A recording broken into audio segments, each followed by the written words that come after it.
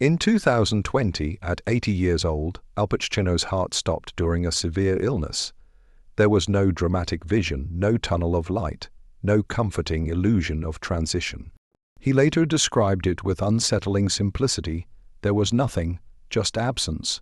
No awareness, no fear, no identity, only void. That experience, for a man who had spent his life embodying some of cinema's most intense emotional states, became a quiet rupture in how he understood existence itself. This is the same man who shaped characters like Michael Corleone, Tony Montana, and Frank Serpico, performances so deeply lived they blurred the line between actor and role. Across 5 decades, 8 Oscar nominations, and global recognition, he built a legacy that outlived generations. Yet beneath the legend lies a far more fractured human story, one defined not by fame, but by abandonment, poverty, and an emotional solitude that no applause could ever fill. His life was never just about acting. It was about surviving himself. A childhood built on absence and survival, born Alfredo James Pacino in 1940 in East Harlem. Al Pacino's life began in instability rather than promise.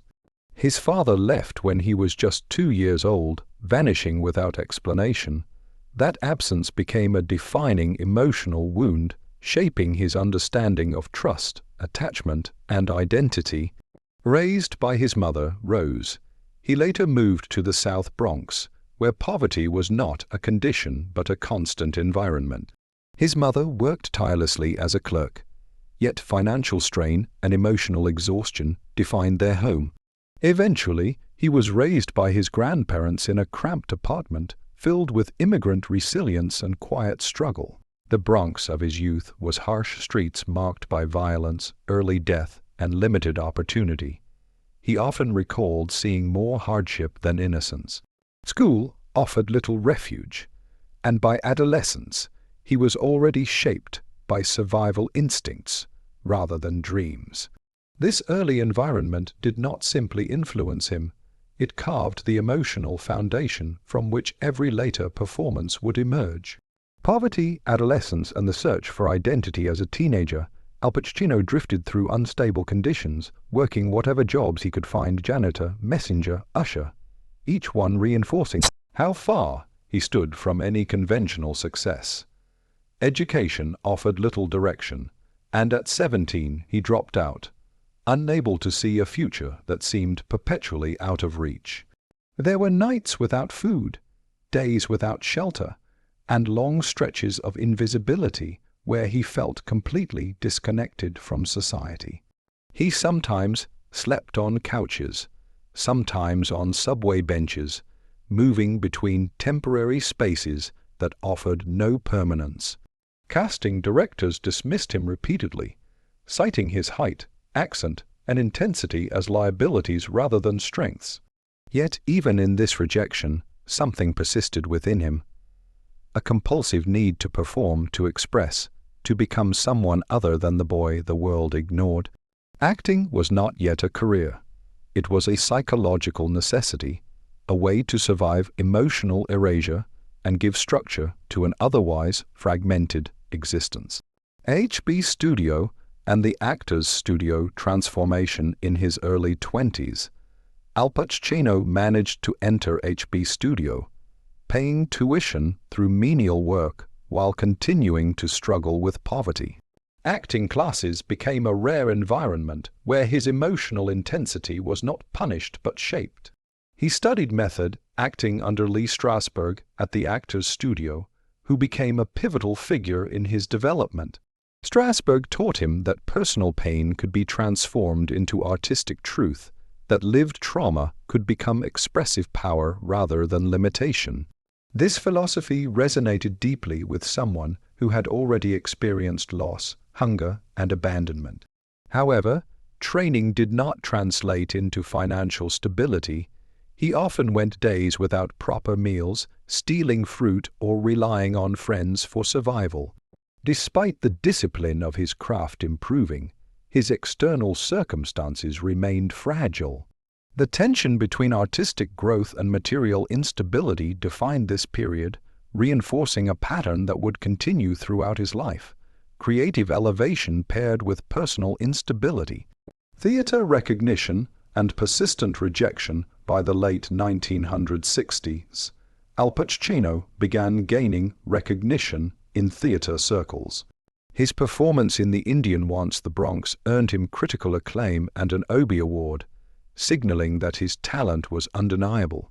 On Broadway, Does a Tiger Wear a Necktie brought him a Tony Award, further validating his presence as a serious actor.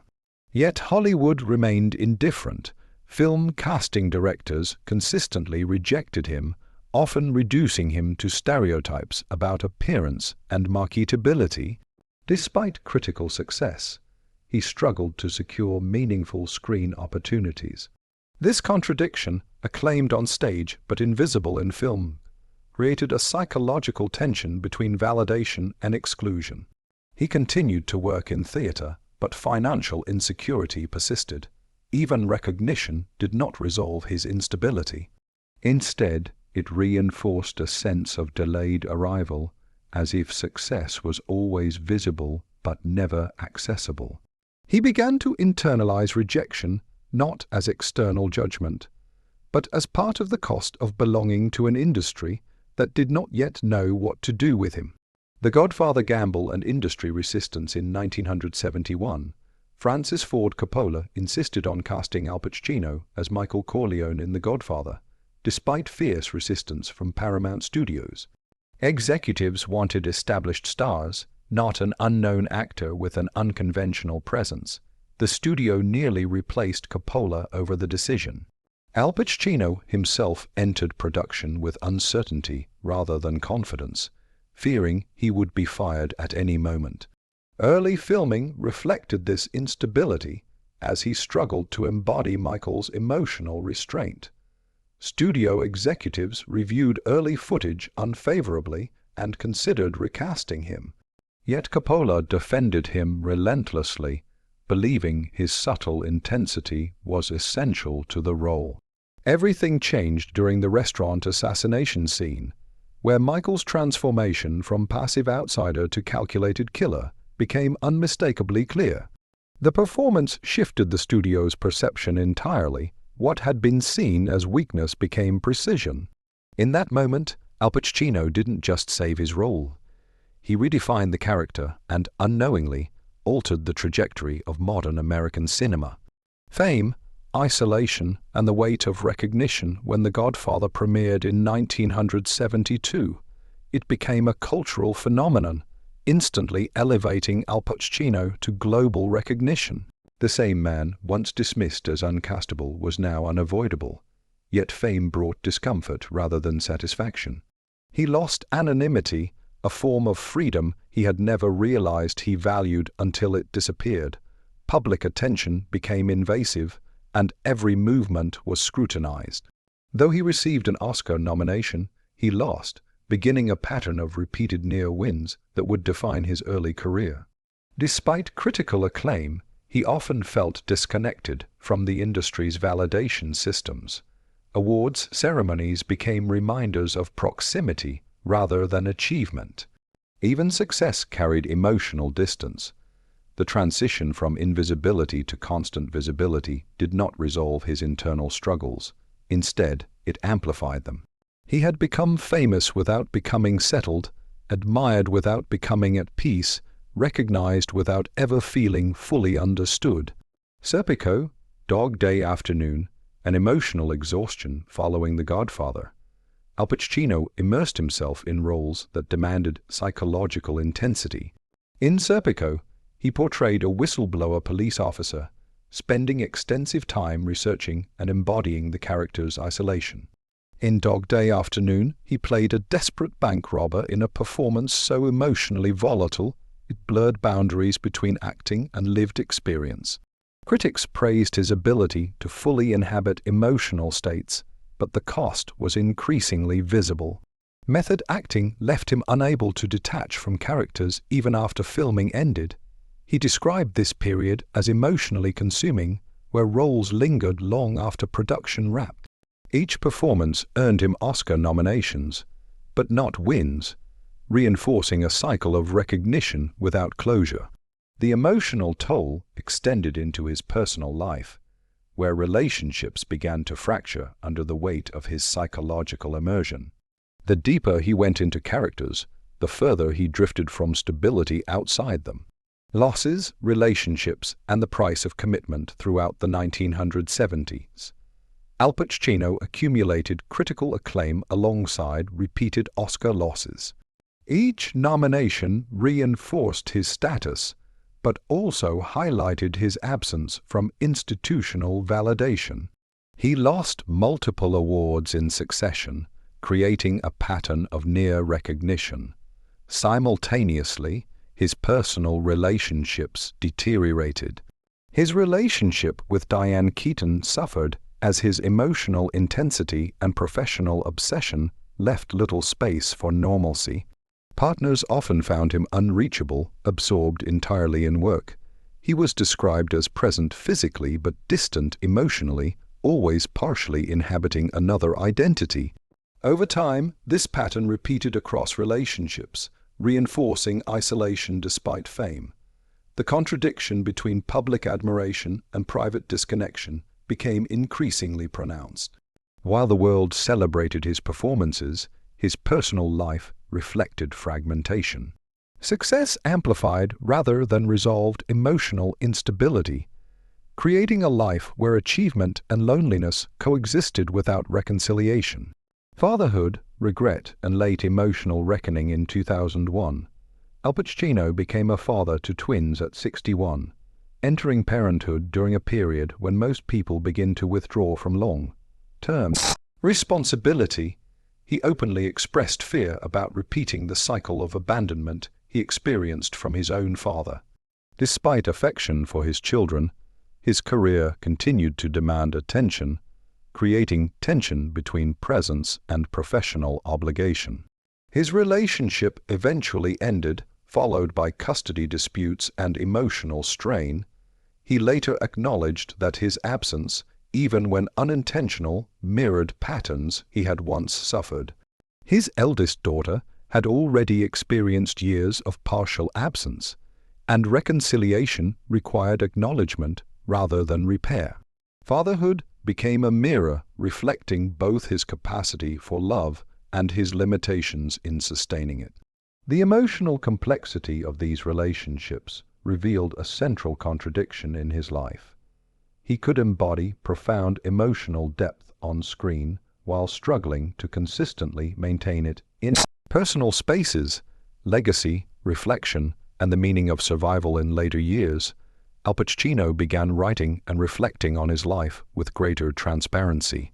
He acknowledged failures, financial mistakes, and emotional absences without attempting to reshape them into mythology. Fame, he realized, did not resolve internal conflict. Instead, it amplified contradictions between public perception and private experience. He expressed a desire not for perfection in memory, but honesty. His legacy, while defined by iconic roles, also carries the weight of personal sacrifice. He became both celebrated and isolated, admired and misunderstood. The tension between artistic immortality and human impermanence defines his story. Michael Corleone and Tony Montana will remain eternal cultural figures, but the man behind them remains finite, vulnerable, and complex.